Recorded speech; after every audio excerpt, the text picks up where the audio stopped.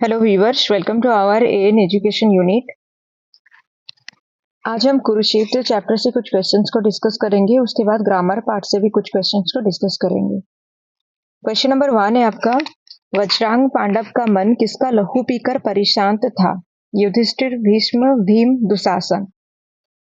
कुरुक्षेत्र काव्य को अगर आप लोग पढ़े नहीं है तो अभी जो टाइम है, मतलब ये आपका स्टार्टिंग पीरियड है जब आप लोग प्रिपरेशन किसी को मतलब कोई एक एग्जाम के लिए स्टार्ट कर रहे हैं। तो इस टाइम पर कोशिश कीजिए जो जो क्वेश्चन आपके नजर में आता है, जिस चैप्टर से आता है उसको एक बार पढ़ लीजिए। ठीक है, मतलब आपको समझ में पूरा भी नहीं आता है तब भी आप लोग पढ़ लें, उसको ओवरऑल नॉलेज आएगा। ठीक है, जस्ट रीडिंग भी करने से थोड़ा बहुत समझ में आएगा आप लोगों को। पहला क्वेश्चन है आपका, वज्रांग पांडव का मन किसका लहू पीकर परेशान था? युधिष्ठिर, भीष्म, भीम, दुशासन। 1 नंबर क्वेश्चन अगर आप देखिएगा, इसका सही ऑप्शन जो है डी है। वज्रांग पांडव का मन दुशासन का लहू पीकर परेशान था। 1 का डी ऑप्शन सही है। क्वेश्चन नंबर 2, वज्रांग कौन है? युधिष्ठिर, भीष्म, भीम, दुशासन। 2 नंबर क्वेश्चन, ये भी बहुत इंपॉर्टेंट क्वेश्चन है। 2 नंबर क्वेश्चन अगर आप देखिएगा, यहाँ पर पूछा गया कि वज्रांग कौन है। आपको याद होगा वज्रांग कौन है? भीम, जो सबसे ज्यादा शक्तिशाली है। क्वेश्चन नंबर 3, किसकी शीश मणि छीन ली गई थी? दुर्योधन, भीम, युधिष्ठिर, अश्वत्थामा। यहाँ पर ऑप्शंस अगर आप देखिएगा, आपका सही ऑप्शन जो है डी होगा, अश्वत्थामा। इसी के बारे में बोला गया कि इसकी शीश मणि छीन ली गई थी। 3 का आपका डी ऑप्शन बिल्कुल सही है। क्वेश्चन नंबर 4, भीम ने द्रोण सूत के शीश मणि छीनकर द्रौपदी को किसका मूल्य दिया? ठीक है, किसने छीना था? भीम ने छीना था। ठीक है, द्रोण सूत के शीश मणि छीनकर किससे शीश मणि छीना गया था? द्रोण सूत से। द्रौपदी को मूल्य दिया गया, यानी कि ये किसके लिए एक तरह से हुआ? द्रौपदी द्रौपदी के लिए। ठीक है, तो क्यों द्रौपदी को भीम ने द्रोण सूत का शीश मणि छीनकर दिया था? किस किस किस वजह से दिया था? ठीक है, या हम कह सकते हैं कि भीम ने द्रोण सूत के शीश मणि छीनकर द्रौपदी को किसका मूल्य दिया? ऑप्शन से यहाँ पर कुंती के 5 नन्हे बालक का मूल्य, भीम के 5 भाइयों का मूल्य, द्रौपदी के 5 नन्हे बालक का मूल्य। 4 नंबर क्वेश्चन अगर आप देखिएगा, यहाँ पर सही ऑप्शन जो होगा आपका सी ऑप्शन बिल्कुल सही होगा। 4 का सी ऑप्शन आपका बिल्कुल सही है। यहाँ पर बोला गया था कि भीम ने द्रोण सूत के शीश मणि छीनकर द्रौपदी को किसका मूल्य दिया? तो किसका मूल्य दिया था? द्रौपदी के 5 नन्हे बालक का मूल्य, मतलब 5 नन्हे बालक को द्रौपदी का मार दिया गया था और उसी का मूल्य है क्या? द्रोण सूत का शीश मणि छीना गया। ठीक है, एक इंफॉर्मेशन था आप लोगों के लिए कि हम सोच रहे हैं कि क्वेश्चंस को करने के लिए हम लाइव फॉर्म में डिस्कशन करें, और इसके लिए आप लोग कमेंट करके जरूर बताएं कि किस टाइम पर करने से आप लोग सब अवेलेबल रहिएगा। और दूसरी बात क्या है, थोड़ा टाइम को मैनेज करते हुए बताइएगा टाइम, क्योंकि आप लोगों को पता है कि मेरा भी ड्यूटी आवर्स के बाद में ही मैं टाइम दे पाऊंगी या फिर उससे पहले दे पाऊंगी। अगर मॉर्निंग में होता है, आप लोग अगर, क्योंकि आप लोग भी कुछ ना कुछ करते हैं, तो इसलिए अगर मॉर्निंग में हो पाएगा तो जरूर बताएं। मॉर्निंग में बहुत अच्छा होगा, मेरे हिसाब से मॉर्निंग में बहुत अच्छा है। मॉर्निंग अगर आप करते हैं 6:30 में, या 7 o'clock भी लेट हो जाएगा, 6:30 में अगर हो, या 6 o'clock भी मैं रेडी हूँ। आप लोग बस कमेंट करके मुझे बताइए कि ये जो लाइव फॉर्म में डिस्कस हम करेंगे वो किस टाइम पर करें। आप अपने अकॉर्डिंग जो टाइम आपको, आपके लिए आप अवेलेबल हो पाए, उस हिसाब से आप लोग कमेंट करें। और जो भी कमेंट मतलब जो भी एक टाइम होगा जिसको सब उसमें अग्री करेंगे, उसी टाइम पर हम कल लाइव क्लास करेंगे। हो सकता है आज भी कर सकते हैं अगर टाइम मिला तो। आप लोग बस टाइम सजेस्ट कीजिए, हम कोशिश करेंगे कल से लाइव क्लास के लिए। क्वेश्चन नंबर 5, निनाद ध्वनि पांडवों के शिविर से उठकर कहाँ घूम रहा है? कुरुक्षेत्र की मृत भूमि में, शहीदों के घर में, घायलों के चोट में। तो देखिए, बहुत इंपॉर्टेंट क्वेश्चन है, निनाद ध्वनि पांडवों के शिविर से उठकर कहाँ घूम रहा है। यहाँ पर देखिए ऑप्शंस दिया गया है आपका, कुरुक्षेत्र की मृत भूमि में, शहीदों के घर में, घायलों के चोट में। 5 नंबर क्वेश्चन अगर आप देखिएगा, आपका सही ऑप्शन जो है ए होगा, कुरुक्षेत्र की मृत भूमि में।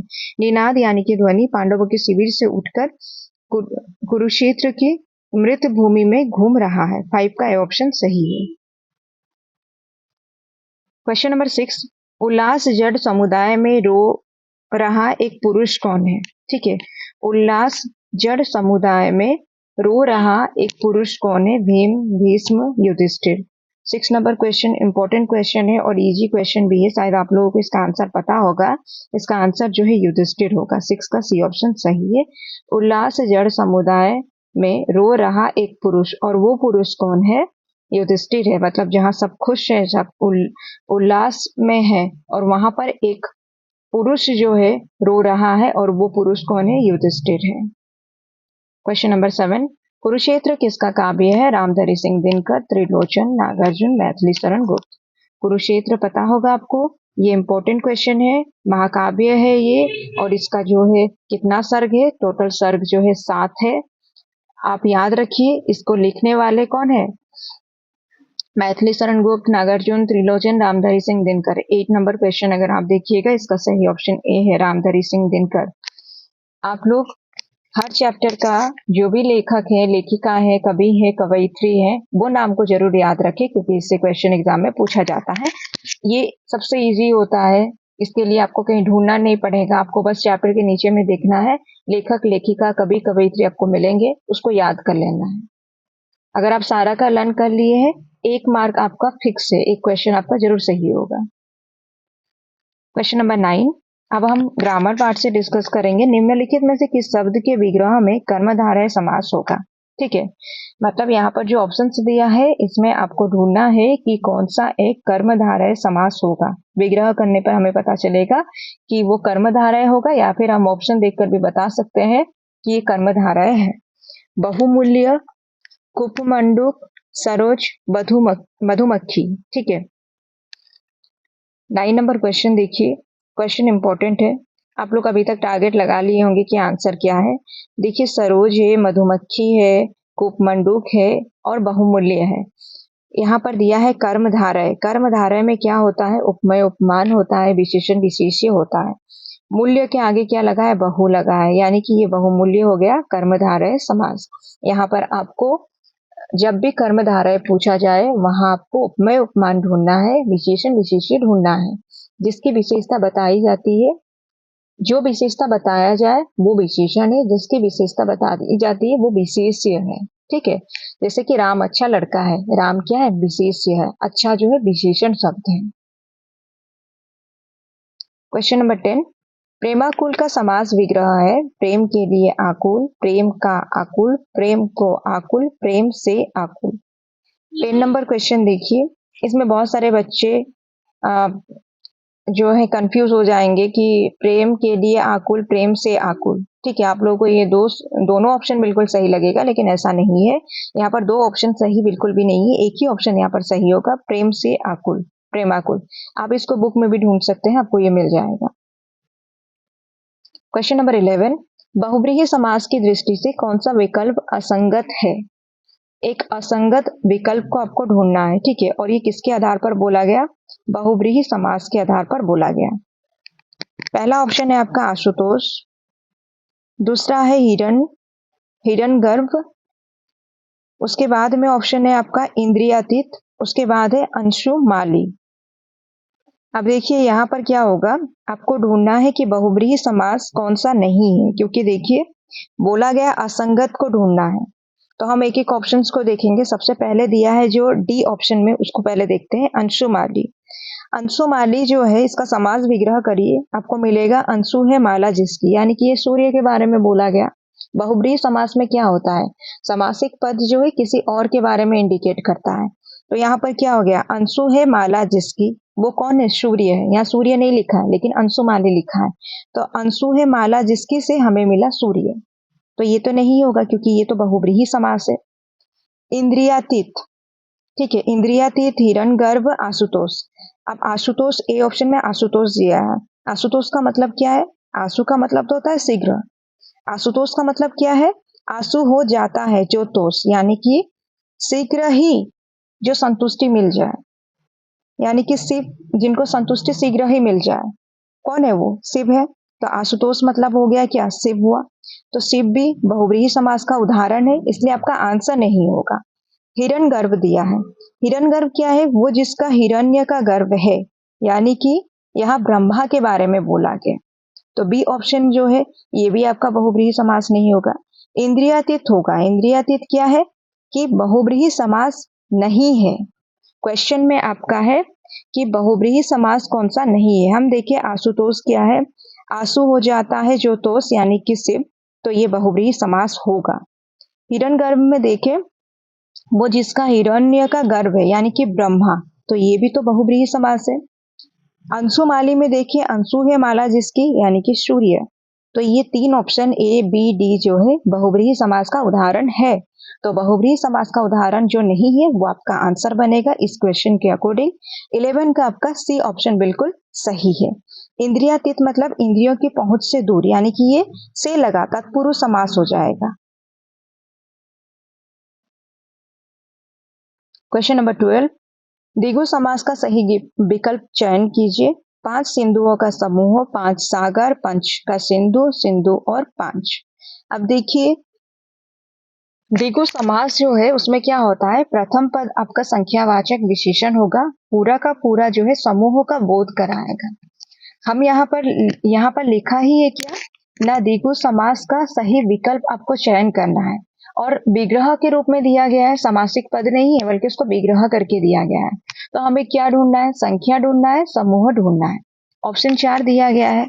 सिंधु और 5 ये नहीं होगा, पंच का सिंधु ये भी नहीं होगा, समूह शब्द जो है क्लियर इसमें नहीं है, इसलिए ये भी नहीं होगा। 5 सागर ये भी नहीं होगा। ये ऑप्शन बिल्कुल सही है, क्योंकि यहाँ दिया है 5 सिंधुओं का समूह, 5 आपको मिला, संख्या मिल गया, समूह शब्द भी मिल गया, तो ये सबसे ज्यादा सही आंसर है।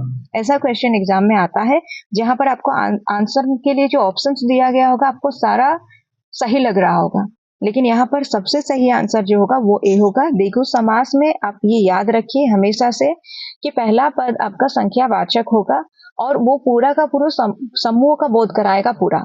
तो विग्रह में अगर आपको ऑप्शन दिया गया होगा, आपको ढूंढना बहुत इजी है आपके लिए कि आप समूह शब्द भी ढूंढ लें, वहां पर संख्या के साथ साथ समूह शब्द भी ढूंढें। तो 12 का ये ऑप्शन आपका सही है। क्वेश्चन नंबर 13, गजानन में कौन सा समास है? द्वंद्व, बहुव्रीहि, तत्पुरुष, कर्मधारय। 13 नंबर क्वेश्चन जो है इंपॉर्टेंट क्वेश्चन है। आपको पता है ये क्वेश्चन जो है पहले भी बहुत बार कराया गया है गजानन शब्द से, शायद इस मतलब ये न्यू बैच में नहीं कराया गया है लेकिन बहुत बार कराया गया है। तो गजानन किसका उदाहरण है? बहुव्रीहि समास का उदाहरण है। क्वेश्चन नंबर 14, देवासुर में कौन सा समास है? बहुव्रीहि, कर्मधारय, तत्पुरुष, द्वंद्व।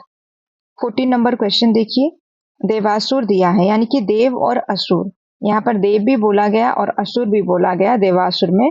तो ये कौन सा समास का उदाहरण है? दोनों पद जहां प्रधान होते हैं वहां पर होता है द्वंद्व समास। 14 नंबर क्वेश्चन का सही ऑप्शन आपका डी होगा, ये द्वंद्व समास का उदाहरण है। क्वेश्चन नंबर 15, वन गमन में कौन सा समास है? बहुव्रीहि, द्विगु, तत्पुरुष, कर्मधारय। अब देखिए, वन गमन यहाँ पर कौन सा हो जाएगा ऑप्शन सही? वन गमन यानी कि वन को गमन हो सकता है, तो वन को गमन को किस में आएगा? तत्पुरुष समास में आएगा, है ना। को में कारक का विभक्ति चिन्ह आता, मतलब तत्पुरुष समास में कारक का विभक्ति चिन्ह आता है, को आपको कारक का विभक्ति चिन्ह मिला, तो ये 15 नंबर किसके अंतर्गत जाएगा? सी ऑप्शन, तत्पुरुष के अंतर्गत जाएगा। ये वन गमन जो है इस तरह का शब्द याद रखिएगा, इंपॉर्टेंट है, आ जाता है ये सब। पंचतंत्र में कौन सा समास है? कर्मधारय, बहुव्रीहि, द्विगु, द्वंद्व। 16 नंबर क्वेश्चन।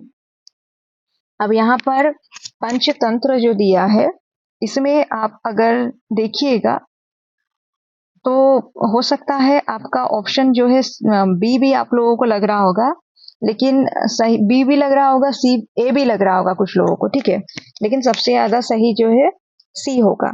और एग्जाम में जब इस तरह से क्वेश्चन आता है तो वहां पर क्या होता है, ये दोनों ऑप्शन में से नहीं रहता है ऑप्शन, वो लोग देखकर ऑप्शन देंगे ताकि आप लोग ज़्यादा कंफ्यूज ना हो। और इस तरह से जब आए तो याद रखिएगा द्विगु समास सही है। पंचतंत्र याद रखिए। क्वेश्चन नंबर 17, देशभक्ति कौन सा समास है? द्विगु, तत्पुरुष, द्वंद्व, बहुव्रीहि। 17 नंबर क्वेश्चन अगर आप देखिएगा, देश के लिए भक्ति यानी कि तत्पुरुष समास है ये। 17 का बी ऑप्शन आपका बिल्कुल सही है। क्वेश्चन नंबर 18, इनमें से द्वंद्व समास का उदाहरण है? पीताम्बर, नेत्रहीन, चौराहा, रुपया पैसा। द्वंद्व समास में दोनों पद प्रधान होता है, ठीक है।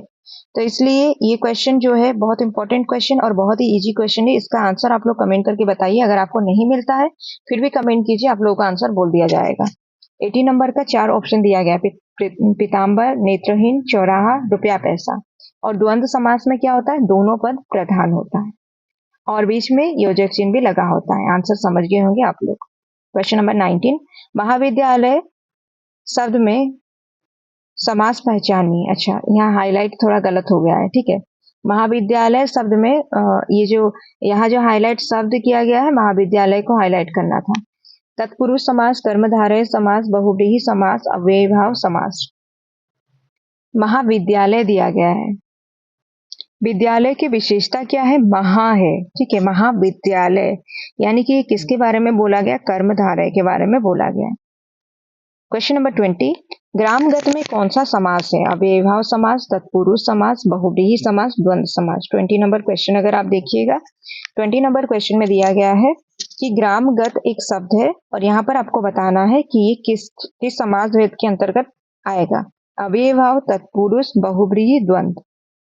ग्रामगत जो है ये किसके अंतर्गत आएगा? तत्पुरुष के अंतर्गत आएगा। 20 का बी ऑप्शन आपका बिल्कुल सही है। उम्मीद है आप लोगों को समझ में आया होगा। कितना क्वेश्चंस आप लोगों का सही हो रहा है कमेंट करके जरूर बताइए, आपका स्कोर कितना रह रहा है। और उसके साथ साथ आप लोग जरूर बताएं कि किस टाइम पर हम कल क्लास करेंगे। और आपको अगर इसका पीडीएफ चाहिए, व्हाट्सएप ग्रुप का लिंक मिलेगा आपको, उसमें ज्वाइन हो जाइए, आपको पीडीएफ मिल जाएगा। और इसके साथ साथ अगर आपको बैच ज्वाइन करना है तो कॉन्टैक्ट नंबर भी आपको मिलेगा, आप लोग कॉन्टैक्ट कर सकते हैं। अगर ये पीडीएफ चाहिए, व्हाट्सएप ग्रुप का लिंक में ज्वाइन हो जाइए, आपको पीडीएफ मिल जाएगा। कल रात ये जो दो क्लास हुआ है, परसों और कल, ये दोनों का आप लोगों को पीडीएफ दिया गया है कल रात में, ठीक है। बाकी इसका भी पीडीएफ आज रात को मैं सेंड कर दूंगी। पढ़ते रहिए, खूब मेहनत कीजिए।